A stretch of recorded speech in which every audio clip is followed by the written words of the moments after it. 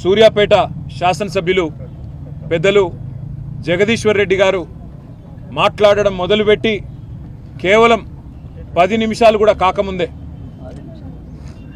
6 నిమిషాల లోపలనే ఈరోజు ఉద్దేశపూర్వకంగా అటు మంత్రులు ఇటు కాంగ్రెస్ పార్టీకి సంబంధించిన శాసనసభ్యులు రన్నింగ్ కామెంటరీ చేస్తూ ఆయన ప్రసంగానికి అంతరాయం కలిగిస్తూ ఇష్టం వచ్చిన కామెంట్స్ చేస్తూ ఉంటే జగదీశ్వర్ రెడ్డి గారు ఏమాత్రం సంయమనం కోల్పోకుండా చాలా చక్కగా రాష్ట్రంలో ఎండిపోతున్న పంటలు, రాష్ట్రంలో అధోగతి పాలైన వ్యవసాయం, రైతుల కష్టాలు, జరగని రుణమాఫీ, పడని రైతు బంధు ఇవన్నీ ఎండగడుతూ తన పద్ధతుల్లో చాలా స్పష్టంగా ప్రభుత్వానికి ఇవాళ ఒక హెచ్చరికలాగా రాష్ట్ర ప్రజల తరపున చేస్తుంటే అమలు కాని 6 గ్యారంటీలు, ఇచ్చిన 420 హామీల వాగ్దాన భంగం, వీటన్నిటి మీద విమర్శలతో ఇవాళ దాడి చేస్తుంటే తట్టుకోలేని ప్రభుత్వం ఈరోజు నీతిబాహ్యంగా నిస్సిగ్గుగా ఇవాళ కేవలం అబద్ధాల మీద ఆధారపడే ఈరోజు మా గౌరవ సభ్యులు జగదీశ్వర్ రెడ్డి గారిని అనని మాటను అన్నట్టుగా చిత్రీకరించి ఇవాళ సస్పెండ్ చేసే ప్రయత్నం చేసింది. ఇవాళ 2 ముఖ్యమైన విషయాలు ఇక్కడ మేము చెప్పాల్సింది. జగదీశ్వర్ రెడ్డి గారు ఒక్కటంటే ఒక్క మాట కూడా, ఒక్క పదం కూడా అన్పార్లమెంటరీ మాట శాసనసభలో మాట్లాడలేదు. కేవలం అన్నది ఒకటే ఒక్క మాట. ఏమన్నారు ఆయన? స్పీకర్ గారు, మీరు మాకందరికీ తండ్రి లాంటి వారు, మీరు మా అందరి తరపున అక్కడ ఉన్నారు, మా అందరి హక్కులు మీరే కాపాడాలి అని ఆక్రోశం వ్యక్తం చేశారు. దాంతోపాటు ఎక్కడా కనీసం ఒక్క మాట కూడా స్పీకర్ గారిని అగౌరవంగా పొరపాటున కూడా పెద్దలు జగదీశ్వర్ రెడ్డి గారు అనలేదు. కానీ ఇవాళ అనని మాటను అన్నట్టుగా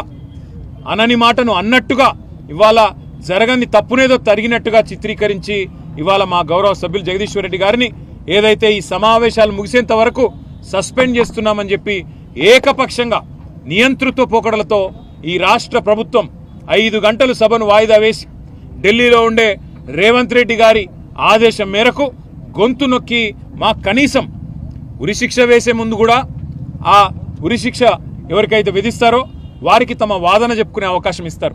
కానీ జగదీశ్వర్ రెడ్డి గారి కనీసం తాను చేసిన తప్పేంది, నేను ఏం మాట్లాడినా తప్పు మాట అని కనీసం వివరణ అడగడానికి కానీ, అవసరమైతే మా నాయకుడు, మా పెద్దలు, ప్రతిపక్ష నాయకులు, తెలంగాణ సాధించిన పెద్దలు గౌరవనీయులు కేసీఆర్ గారు మాకు స్పష్టంగా ఆదేశం ఇచ్చినారు. స్పీకర్ గారు పెద్దవారు, ఒకవేళ ఆయన బాధపడి ఉంటే ఏం పర్వాలేదు, మీరు విచారం వ్యక్తం చేయండి, తదనంతరం సభను సజావుగా జరిగేటట్టు సహకరించండి అని చెప్పి మాకు ఆదేశం ఇచ్చినారు. ఆ మాట మేమందరం కూడా, శాసనసభ్యులందరం కూడా పోయి స్పీకర్ గారికి, శాసనసభ వ్యవహారాల మంత్రి శ్రీధర్ బాబు గారికి కూడా స్పష్టంగా చెప్పొచ్చినాం. సార్, మాకు మైక్ ఇవ్వండి, మేము నిజంగానే ఏదైనా పొల్లు మాట మాట్లాడింటే అవసరమైతే టీవీ పెట్టి శాసనసభలో చూపెట్టండి, సభ్యులందరికీ అన్ని పార్టీల అభిప్రాయాలు తీసుకోండి. ఇట్లాంటి ప్రతిష్టంభన ఏర్పడ్డప్పుడు మూడ్ ఆఫ్ ద హౌస్ తీసుకుంటారు, అన్ని పార్టీల అభిప్రాయాలు తీసుకుంటారు. అవసరమైతే స్పీకర్ గారి ఛాంబర్లో ఒక సమావేశం పెట్టి ఈ ప్రతిష్టంభన తొలగించడానికి ప్రయత్నం చేస్తారు. ఒకవేళ ఏదైనా మాట దొర్లింది అని మీరు భావిస్తే మా సభ్యులు హుందాగా ముందుకొచ్చి విచారం వ్యక్తం చేయడానికి కూడా సిద్ధంగా ఉన్నాము. మా నాయకుడు చెప్పారు, మేము అనలేదు, తప్పు మాట అనలేదు, ఒక్క మాట కూడా పొల్లు మాట మాట్లాడలేదు.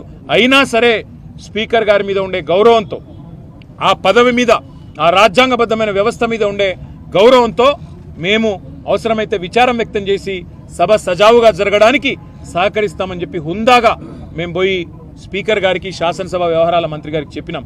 కానీ ఇవాళ చేయని తప్పుకు ఈరోజు మొత్తం సెషన్ అంతా కూడా సస్పెండ్ చేస్తున్నామని చెప్పి ఏకపక్షంగా అక్కడ మా పెద్దలు హరీష్ రావు గారు రిపీటెడ్గా అడుగుతానే ఉన్నారు, మా పార్టీ తరఫున మా వాదన చెప్పనివ్వండి, మేము చెప్పాలనుకున్నది వినండి అని చెప్తే కూడా వినిపించుకోకుండా కేవలం కాంగ్రెస్ పార్టీ శాసనసభ్యులు ఒక 4-5 మాట్లాడించి, ఒక 3-4 మంత్రులతో మాట్లాడించి, ఇక అది మాత్రమే మూడ్ ఆఫ్ ద హౌస్ అన్నట్టు, వాళ్ళు చెప్పిందే వేదం అన్నట్టు, వాళ్ళు చెప్పిందే సత్యం అన్నట్టు ఇవాళ ఏకపక్షంగా బుల్డోజింగ్ ధోరణితో, నియంతృత్వ పోకడలతో ఈ రాష్ట్ర ప్రభుత్వం, శాసనసభ వ్యవహారాల మంత్రి శ్రీధర్ బాబు కానీ, ముఖ్యమంత్రి రేవంత్ రెడ్డి కానీ ఏకపక్షమైన నిర్ణయం తీసుకొని ఇవాళ మా సభ్యుడు గొంతు నొక్కడం జరిగింది.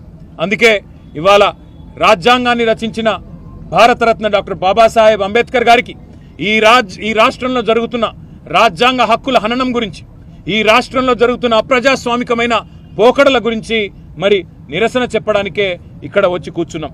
మరి ఇక్కడికి వచ్చి చూస్తే పరిస్థితి ఏందండి?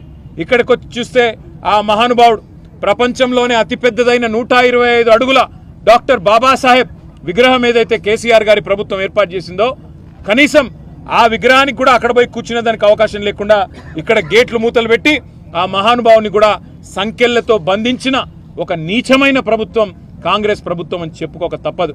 పేరు గొప్ప ఊరు దిబ్బ అన్నట్టు పేరుకేమో ప్రజాపాలన చేసేవేమో అన్ని అప్రజాస్వామిక పనులు అన్నట్టుగా ఇవాళ ఏకపక్షంగా పెద్దలు జగదీశ్వర్ రెడ్డి గారి గొంతు నొక్కడం అంటే ఇది జగదీశ్వర్ రెడ్డి గొంతు నొక్కడం కాదు, ఆయన ఒక్కడికి జరిగిన అవమానం కాదు.